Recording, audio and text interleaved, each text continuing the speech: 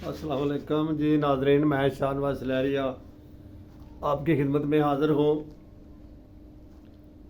اللہم صلی علی محمد النبی الامی وعلی علیہ وسلم تسلیما۔ ناظرین، ہمارا آج کا موضوع ہے کہ انسان کو ہمیشہ اپنی اوقات میں رہنا چاہیے۔ ہندوستان کا ایک نیک دل بادشاہ ہوا جس کا نام تھا محمود غزنوی۔ اس کے دربار میں ایک دیہاتی لڑکا چلا گیا جو بہت خوبصورت جوان اور سیدھا سادہ آدمی تھا، اتنا پڑھا لکھا نہیں تھا۔ اس کا نام تھا ایاز۔ اب ایاز کسی طریقے سے بادشاہ کے خدمتگاروں میں شامل ہو گیا اور اس نے اس طریقے سے خدمت کی کہ بادشاہ کی نظر میں وہ بڑا چہیتا بن گیا، اور بادشاہ نے اس کو تھوڑے عرصے میں ہی اپنے خاص مقربین میں شامل کر لیا۔ جو پہلے اس کے مقربین تھے، یعنی مشیر وغیرہ، ایڈوائزر وغیرہ، وہ بہت جلسی ہو گئے ایسے ایاز سے کہ یہ ایک دیہاتی سا لڑکا ہے، اتنا پڑھا لکھا بھی نہیں ہے، ان پڑھ سا لڑکا ہے، اور ہم خاندانی لوگ ہیں، پڑھے لکھے لوگ ہیں، ہمارا حسب نسب ہے، تو بادشاہ ہمیں ترجیح نہیں دیتا، اس کی بات کو زیادہ اہمیت دیتا ہے۔ تو انہوں نے مختلف طریقوں سے بادشاہ کو کان بھرنے شروع کر دیے ایاز کے خلاف۔ اب ایک دن بادشاہ نے اس کی آزمائش لینا چاہی صاحب کی۔ اس نے ایک کڑوا پھل منگوایا، اس کی کاشیں کاٹی، یعنی دلیاں بنائیں اس کی، اور سب درباری کو ایک ایک دے دی کھانے کے لیے۔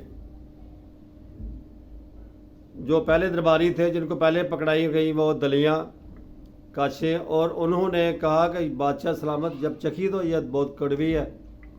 پہلے نے بھی چھوڑ دی، دوسرے نے تیسرے نے بھی چھوڑ دی، نہیں کھائی۔ اب بادشاہ نے دیکھا کہ ایاز بڑے آرام سکون سے کھا رہا ہے۔ بادشاہ نے کہا، ایاز تمہاری دلی کڑوی نہیں ہے؟ اس نے کہا، بادشاہ سلامت ہے تو کڑوی، تو پھر کیوں کھا رہے ہو؟ بادشاہ نے کہا، کھا کیوں رہے ہو پھر؟ اس نے کہا، بادشاہ سلامت، جس بادشاہ کے ہاتھ سے اتنی زیادہ اچھے اچھے کھانے اور میٹھی چیزیں کھائی ہوں، یہ اس کے ہاتھ سے آئی ہے، اگر ایک کڑوی آ گئی تو کیا ہوا ہے؟ اس لیے یہ بادشاہ نے مجھے پکڑائی ہے، اس لیے میں کھا رہا ہوں۔ تو ناظرین، ہم جس اللہ تعالیٰ کی بے شمار نعمتیں کھاتے ہیں، ہمارے اوپر اللہ تعالیٰ کے بے شمار احسانات ہیں، اگر تھوڑی سی پریشانی آ جائے تو ہم لوگ دونوں ہاتھ سر پہ رکھ لیتے ہیں، مارے گے۔ تو اللہ تعالیٰ کا فرمان ہے کہ صبر کرو، شکر کرو، برداشت کرو۔ مشکل آ جائے تو اس کو برداشت کرنا چاہیے، اور یہ مشکل تھوڑے ٹائم کے لیے ہوتی ہے، اس کا لمبا چوڑا ٹائم نہیں ہوتا۔ اگر انسان صبر و تحمل سے برداشت کر لے تو اس کے فوراً بعد اچھا ٹائم ہوتا ہے۔ اب ایک دفعہ پھر انہوں نے بادشاہ کان بھرنے شروع کر دیے۔ اب کی بار بادشاہ نے کہا کہ میں سب کا ذہنی ٹیسٹ لوں گا، آئی کیو ٹیسٹ کروں گا آپ کا۔ اب بادشاہ نے ایک بڑا قیمتی ہیرا لیا اور ہتھوڑا ایک منگوا لیا، اور اپنے پاس ہیرا بھی رکھا اور ہتھوڑا بھی رکھ لیا۔ جو پہلے اس کے مقربین تھے، پرانے مقربین تھے، ایک کو پکڑایا کہ یہ ہیرا ہے، اس کو آپ نے توڑنا ہے، توڑو اس کو۔ اس نے ہیرا دیکھا تو کہنے لگا، بادشاہ سلامت، یہ بہت قیمتی ہے، اس کو توڑیں گے تو بہت نقصان ہو جائے گا، تو اس کو نہیں توڑنا چاہیے، میں تو نہیں توڑوں گا اس کو۔ اس کے ذہن کے مطابق یہ تھا کہ اس کو نقصان ہو جائے گا۔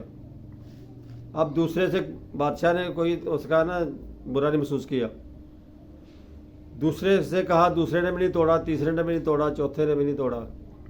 اب آ گئی باری ایاز کی، تو ایاز کو بادشاہ نے وہ پکڑایا ہیرا اور ہتھوڑا، تو ایاز نے بڑے زور سے اس کے اوپر مارا ہتھوڑا، اور ہیرے کے ٹکڑے ٹکڑے کر دیے۔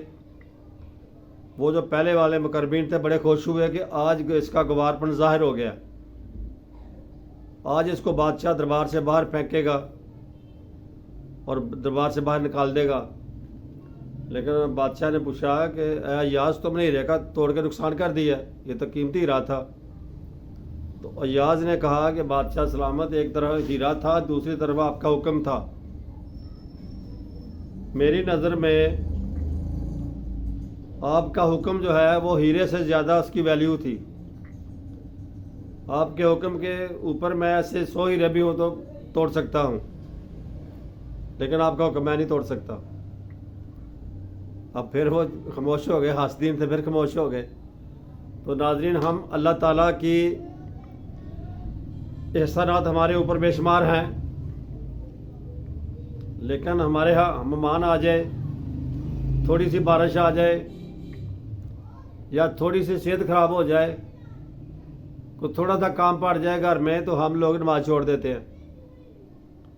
اللہ کا حکم جو ہوتا ہے، جو اللہ کا بلاوا آتا ہے، اس کو ہم پش پش ڈال دیتے ہیں، اس کو پرواہ نہیں کرتے، اور گھر میں آرام سے بیٹھ کے گپے لگاتے رہتے ہیں. یا تھوڑی سی بہار ہو جائے، تھوڑی سی پریشانی آ جائے تو اللہ کے حکم کو پیچھے پھینک دیتے ہیں.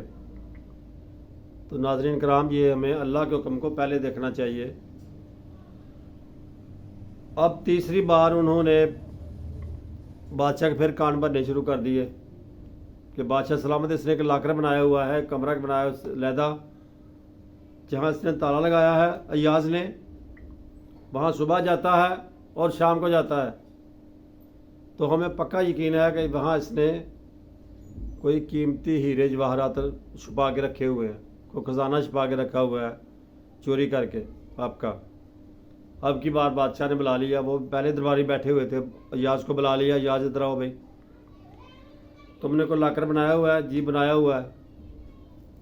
صبح جاتے ہو؟ جی جاتا ہوں صبح. شام کو جاتے ہو؟ جی شام کو بھی جاتا ہوں. اس کی چابی دو. بادشاہ کو حکم تھا، ایاز نے چابی دے دی اور ایک ملازم کو بھیجا بادشاہ نے کہ جاؤ جا کے اس کمرے میں جتنا بھی سامان ہے وہ اٹھا کے لے آؤ. وہ ملازم گیا، جا کے دیکھا اس نے تو وہاں پہ بادشاہ ایاز کے کمرے میں صرف ایک پرانا جوتا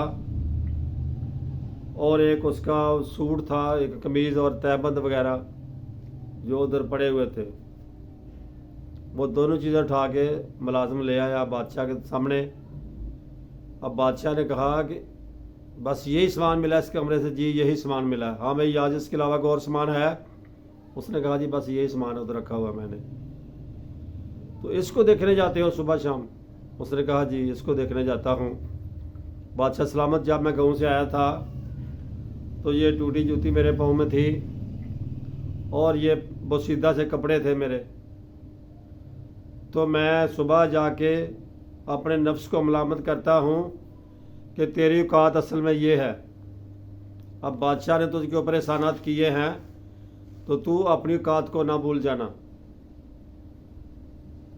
پھر شام کو جاتا ہوں اور اپنے نفس سے کہتا ہوں کہ تیری اوقات یہ تھی جب تو گاؤں سے آیا تھا، تو اب تو بادشاہ کے دربار میں آ کر اپنی اوقات کو نہ بھول جانا.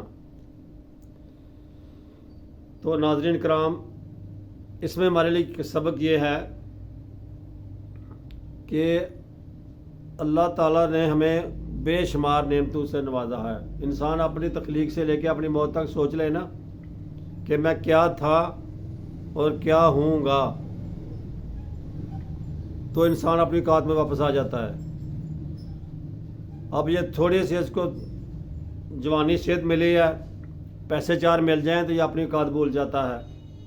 دوستوں میں بیٹھ کے بڑی بڑی گپیں لگاتا ہے جیسے ہم پیدائشی طور پہ ایسے ہی تھے اور ایسے ہی رہنا ہے، سدا ایسے ہی رہنا ہے.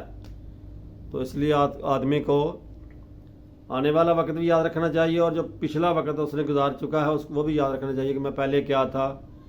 اپنی تخلیق سے لے کے اپنی موت تک بندہ سوچے تو انسان کو ہمیشہ اپنی اوقات یاد آ جاتی ہے.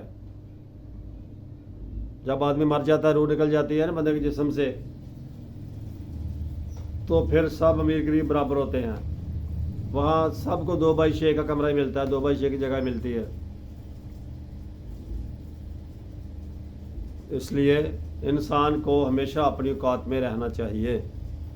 السلام علیکم.